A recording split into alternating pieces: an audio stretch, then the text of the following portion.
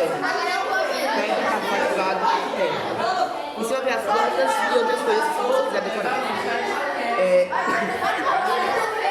Aqui dentro, depois que a gente fecha, quando a gente faz ele, a gente põe com muita água. Vai ficar bem úmido. Aí a gente fecha e aqui começa a ter calor. Fazendo a água evaporar, virando o ciclo da água. Sabia? Que dentro disso aqui pode durar uma vida inteira. Pode passar de geração para geração. Pode ser um presente de milênios da família.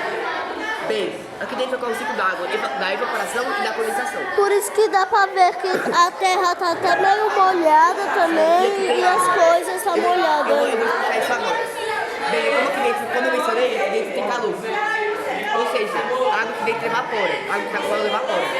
Fazendo grudar aqui em cima, condensando a água. Ou seja, aqui em cima funciona quando vem chuva. A mesma coisa do esse. Funcionando como uma chuva para hidratar o solo. E basicamente isso aqui ocorre para sempre. Não tem motivo de a gente abrir ele, a não ser que ele seque. Pode ocorrer. Mas isso acontece depois de um ano de 6 meses. Essas plantas são de verdade? São de verdade. Aqui tem um ecossistema. Próprio do pote. Por exemplo, eu vou fazer isso em casa, sabe?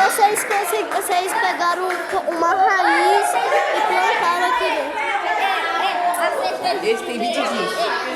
Esse tem 20 dias. Esse tem 20 dias, esse tem 6 meses. Pode ver que aqui dentro está bem desenvolvido, aqui é bem úmido. Se você pôr o dedo aqui, você sente que ele é bem úmido. E meio geladinho também. Pode pôr o dedo se você quiser. Você percebe que é meio geladinho. Tem o vidro. Bem, é isso que eu tenho pra falar. No passo do Cris, ele vai falar sobre o uso eficiente da água pelos animais. Você pode não gravar? Pode não deserto da água.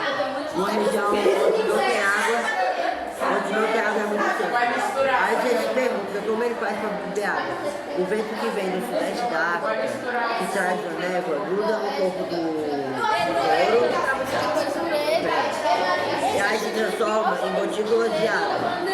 Aí eles se viram em posição de 23 graus e a água desce das suas costas até a sua boca. Assim que ele E o mais interessante é que há muito tempo os cientistas querem descobrir como que eles fazem isso para, tipo, como é que se fala? Como os animais humanos eles também fazem isso, beber água também. Esse é o origem do bizarro. Agora, ele pode aproveitar a tartaruga agora. E o rato? Professora, vem cá. E o rato? Ele é um pequeno roedor.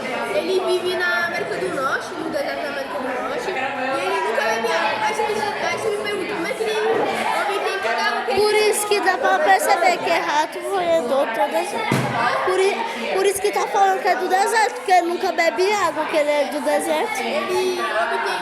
Aí você me pergunta, como é que ele tem água para poder se metabolismo? Através de alimentos, semente de cedo e tal. Ele tem uns rins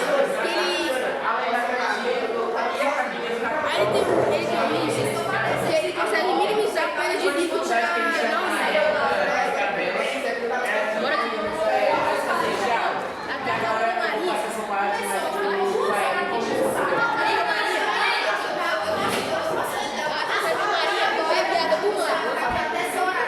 Mas como o mar tem muito sal, tem muita quantidade de sal no mar, como que ela elimina essa quantidade de água, você sabe? Não. Ela não consegue produzir uma urina concentrada o suficiente para regular o sal no corpo dela. Então, como ela faz? Ela chora. Para compensar, existem glândulas especializadas na região dos olhos, onde elas são chamadas de glândulas de sal, responsáveis por eliminar a secreção no organismo.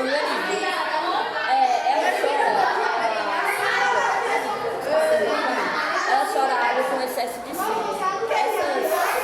Essas glândulas secretam a solução suficientemente concentrada para que ela permita as tartarugas beberem água do mar. Caraca. É isso.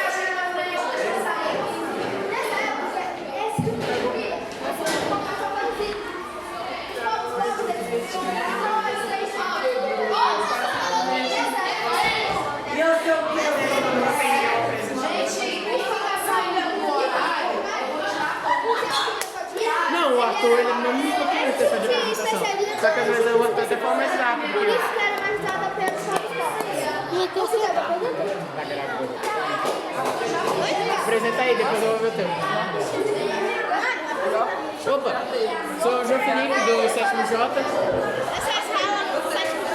Eu sou o escador do 7º J. Eu deixei você gravar. Eu tô gravando pro YouTube. E a gente vai falar sobre Comédia pelas Águas. E eu vou falar sobre a caravela. A caravela, ela era um barco que foi desenvolvido pelos portugueses no século XV e, como característica principal, tinha velas triangulares e cascos estreitos, o suficiente para mares abertos e águas costeiras.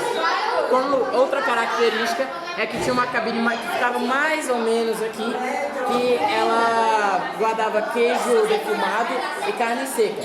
A cozinha e também, claro, tinha a cabine do capitão, onde ele decidia o rumo das viagens, além do leme que ajudava a controlar o barco. As velas triangulares ajudavam na obstrução de ar, o que fazia com que mudasse de direção em várias condições extremas, como uma tempestade muito forte. Só que uma dificuldade que eles tinham na época era a escassez de água. Essa parte vai ficar mais com Israel, porque ele vai falar como eles conseguiam essa água potável e também as dificuldades sobre. Já eu vou falar água para a circulação. As circulações geralmente obtinham água potável no rio, água recente ou poço. Os navios também carregavam frequentemente barris de água doce. Aí você vai me perguntar pra quê, né? Que eles carregavam. Eles carregavam para cozinhar, beber água, fazer várias coisas, né? Falando sobre especiaria, vai passar aqui no momento. Bom, prazer, meu nome é Gabriel, eu sou aluno do 7º J. Eu vou falar mais sobre as especiarias.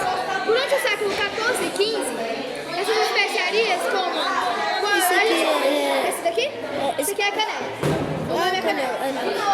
Essas especiarias eram usadas mais ou menos nessas épocas mais antigas. Bom, Esse é o coquinho. não, o nome dela é noz moscada. Oi, mas parece aqueles coquinhos pequenos. Tinha um pé de coquinho aqui na escola. Bom, essas aqui são as especiarias, né? A gente também esqueceu de trazer o gengibre.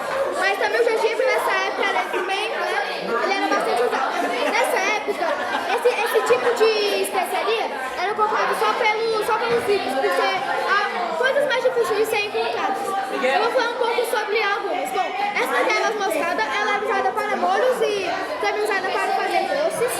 Essa daqui é a canela, usada para fazer doces. Esse daqui ele é o cravo, ele era usado para fazer os doces da parte, mas ele era mais usado para fazer